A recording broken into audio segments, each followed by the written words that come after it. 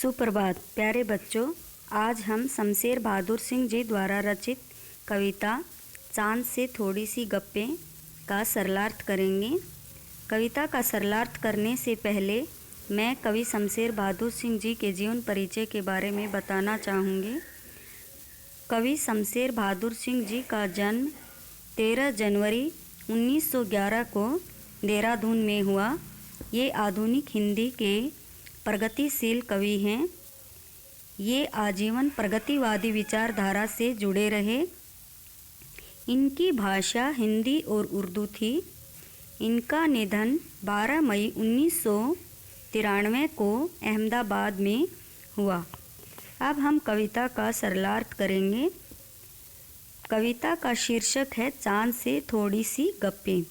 यह कविता आपकी हिंदी की पाठ्य पुस्तक वसंत भाग 1 से ली गई है।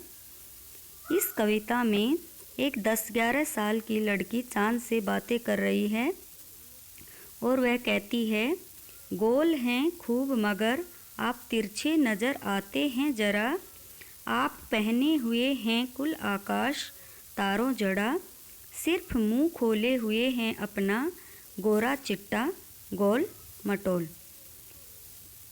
लड़की कहती है कि आप बिल्कुल गोल हैं मगर थोड़े से तिरछे नज़र आते हैं, तिरछे टेढ़े नज़र आते हैं। आपने आकाश रूपी वस्त्र को धारण किया हुआ है, पहना हुआ है। आपका वस्त्र तारों से जड़ा हुआ है, यानी कि आपके जो आकाश रूपी वस्त्र है उसके अंदर तारे लगे हुए हैं। सिर्फ मुंह खोले हुए हैं अपना गोरा चिट्टा गोल मटोल।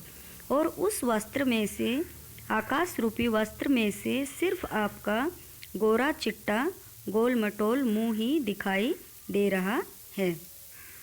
कविता का अगला पद है, अपनी पोशाक को फैलाए हुए चारों सिमत आप कुछ तिरछे नज़र आते हैं जाने कैसे, खूब हैं कोकी वाजी वाह, हमको बुद्धू ही निरा समझा है, हम समझते ही नहीं जैसे कि आपको बीमारी है। आपने अपनी आकाश रूपी पोशाक को चारों दिशाओं में फैला रखा है। सिमत होती है बेटा दिशा। आप कुछ तिरछे नज़र आते हैं जाने कैसे,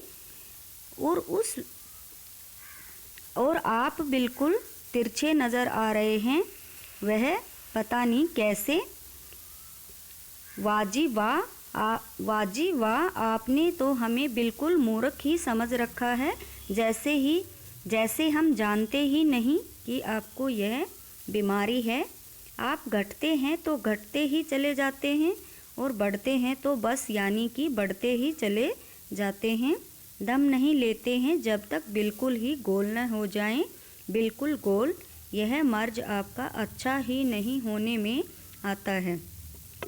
अब इसमें ये लड़की कह रही है कि आप जब घटना शुरू कर देते हैं तो बिल्कुल घटते ही चले जाते हैं, और जब बढ़ना शुरू करते हैं तो बढ़ते ही चले जाते हैं।